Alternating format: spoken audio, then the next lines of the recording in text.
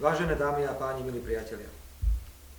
V roku 2004 pri prvých voľbách do Európskeho parlamentu prišlo na Slovensku k urnám iba niečo viac ako 17% ľudí. Nebolo to bohviečo a Slovensko bolo vnímané ako krajina s najnižšou účasťou voličov na voľbách do Európskeho parlamentu.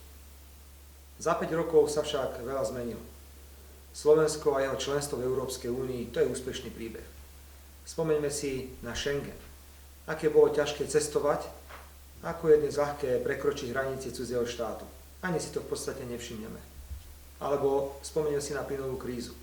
Keby neboli naši priatelia a solidarita v rámci Európskej únie, najmä keby nám nepomohli Češi a Nemci, dopady tejto krízy by boli podstatne hlbšie. Alebo euro.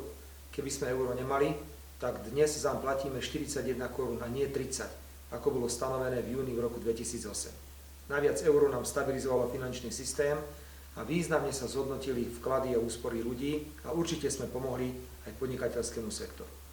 Preto vás prosím, zoberte 6. júna v sobotu svojich priateľov, známych a príbuzných a choďte vybrať 13 europoslancov za Slovenskú republiku. A vybrajte ich tak, aby nielen reprezentovali národné záujmy Slovenskej republiky, ale aby reprezentovali aj hodnoty politických strán, ktoré ich nominovali. Veľmi pekne vám ďakujem.